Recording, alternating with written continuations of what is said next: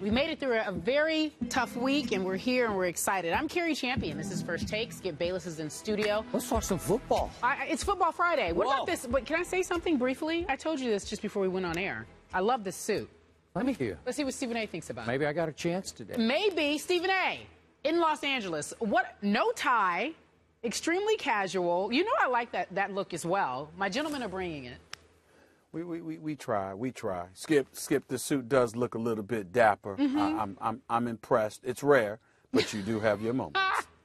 Well, I'll bet you got good sleep last night. I didn't get much, but I think you got good sleep. You know what? You look refreshed. Come on. You know what? The Steelers made me sick. I got sick. I took a NyQuil. Did you really? I've been sick all morning, but I'm feeling better now. But you know, I mean, the Steelers made me sick to my stomach. Let's talk about that. I'll admit that. Stephen A., you're entitled to get a little extra rest. You're in Los Angeles. What time is it there? It's early. You're entitled to get a little extra rest. It's cool. Listen, when the show starts, I'm here. That's all that matters. Coming up on the show today, this is a private joke, folks. NFL veteran Jay Feely will join the desk for our Football Friday. He is our guest debater. What a great guy. I'm glad to have him here. Plus, the NFL and its players are close to finalizing a new drug agreement we shall discuss. But first, to M&T Stadium, where the Ravens beat the Steelers 26-6. Ravens have won 5 of the last 7 meetings in this series, going back to 2011. Flacco, 11 of 13 for 114 yards, 2 touchdowns. After the game, the Ravens talked about the win despite the well-known distractions. We've been through a lot together, so no matter what it is, I think that we're a team that tends to group together and come together through tough times, and I never had a doubt that we wouldn't be able to come out here and go get a win tonight. The message was pretty straightforward. It was just, we got a football game to play. You know, we care about our families. You know, we care about the Rice family. Our guys do. You know, it's part of our family, and we had a tough family situation this week, and I thought our guys handled it tremendously well, with class, with character, and they responded. All right, so Stephen A., despite the Steelers clearly making you sick, what was your takeaway from the game last night? Well, my takeaway from the game, give the Baltimore Ravens kudos because they showed up ready to roar. It's just that simple. Obviously, they were incredibly distracted with this whole Ray Rice fiasco. They have their own personal feelings about it, but they went out on the field and they took their frustrations or whatever feelings they may have been feeling all out on the Pittsburgh Steelers. The Pittsburgh Steelers were devoid of any big plays last night. No touchdowns, no sacks, no forced turnovers. I mean, they just didn't get anything done. They looked completely anemic. And when you look at Bernard Pierce filling in for Ray Rice, 96 yards, 22 carries, gave you a ground game. The Baltimore Ravens overall accumulated about 157 yards on the ground. They just seemed to be tougher, more physical in the Steelers' face, and the Steelers seemed ill-equipped to do anything about it. You got Brown with his fumble. You got Heath Miller with his fumble. You just looked around, and then the Steelers just looked completely overwhelmed and outclassed. We're not accustomed to seeing the Steelers in this fashion. They looked considerably softer than the Baltimore Ravens, and the fact that that is the case with a Pittsburgh Steelers squad is incredibly alarming because, again, it's been 2 years in a row that they haven't made the playoffs. Skip, you know how I feel about Mike Tomlin. You know how fond I am of him, but I'm looking at this team right now, and they're just underperforming. As far as I'm concerned, maybe not. I should take that back. It's not that they're underperforming. They don't look up to the task talent-wise, which makes me look at GM Kevin Colbert. So I just don't know. But when it comes to the Ravens, they showed up ready. In a game of football, more than anything else, emotions can really, really push you and propel you to another level. It's not just about skill. It's not just about game planning. All of those things are relevant. But what really stands out more than anything else is when you have that extra fervor sifting through your veins because of whatever reason, and you allow those emotions to show up on the field. Sometimes, indeed, it does work for you. And I think in the case of the Baltimore Ravens, it worked for them last night.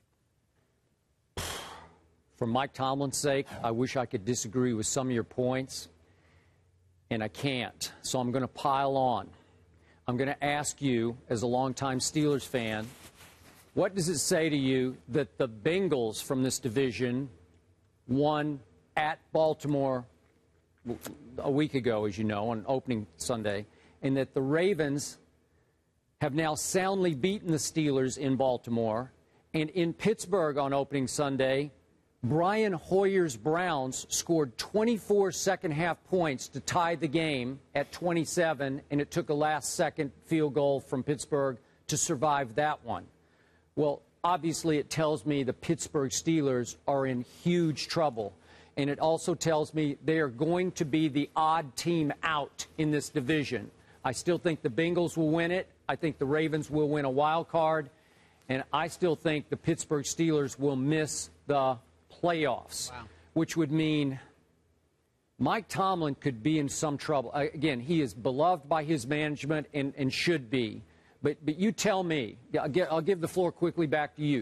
You tell me, if they miss the playoffs a second straight year, can he survive that? Is it a second? I think he can survive it. There will be they will be calling for his head. Wouldn't that be the third straight year? Third straight. They don't make sorry, the year? yeah. All right, yeah. But I think he can survive it. But I'll tell you the only reason he could, for two reasons. Number one, I'm not sure he's had the talent to work with, which should make us look at the GM and the level of talent that he's bringing him to work with. That's number one. And number two, Mike Tomlin's got a Super Bowl ring too, and 2 Super Bowl berths. Yep. Tom Coughlin has missed the playoffs 4 of his last 5 years. Yep, good point. Okay? Fair point. And somehow, some way, he's been able to keep his job. It's the so same. if he can keep his job, Yeah, I know. Mike Tomlin should be able to keep his. But I do understand. Yeah. I do understand. There's another coach who's beloved by his ownership and management. Okay, Yeah. so again, not to pile on, but so Pittsburgh turns it over 3 times last night and scores a total of 6 points. And the Baltimore offense, which I'm not sure is a juggernaut led by Joe Flacco. It's not. Just think about the second half. The Ravens had the ball first and goal at the 9, first and goal at the 5, and first and goal at the 1. And all 3 times, Mr. Smith, they came away with only 3 points. So kudos to Pittsburgh for hanging tough. But my point is, the final score easily could have been 34-6. I'm being conservative here. That's how bad it got for Pittsburgh in the second half of the game. They can't run the football, and obviously we've always known Pittsburgh can run the football. LeGarrette Blount, who was a closer last year for the New England Patriots, and I think they miss him. He's deep in Tomlin's doghouse still after the preseason incident that we all know about. He had only 3 carries last night. And Ben Roethlisberger, I got to say, he's just off. It holds the ball too long. He sort of, how many sacks? I think he went down a couple times, twice. But they were coverage-type sacks. He's just holding, which leads us back to your point about the GM. After Antonio Brown, how many weapons does he really have that he trusts? Maybe Heath Miller, I don't know. Wheaton had a couple of catches. I don't know. I'm not looking at a team that I think has playoff potential. In that division, I think they run 3rd. Unless, of course, Johnny Manziel takes over, then they could run last. That's but after you the never bye know. week. That's after the bye week. Yes. So, I don't know. It was a sad night for Pittsburgh and for the Ravens. Again, we all thought they might be a little unfocused. This was just what the doctor ordered for the home team Ravens last night because they don't like them, some Steelers. We know that. And the Steelers just aren't very good. So the combination of that led to Baltimore having a pretty good night. Yeah. I mean, listen, I really don't have much to say, Skip. All right. Because it's my Steelers, and you know how I feel about them. Well, there you go. He doesn't and have I'm much pretty to say. ticked off that they looked as bad as they look. I mean, I remember. I mean, if you're going to lose, give me 2017. Yep. Give me 24-20. Give me something like that. All right, Skip and Stephen A. both feel as if the Steelers do not look as if they have playoff potential. Teams that start 1-1 at the beginning of the season have a 41% chance of making the playoffs. So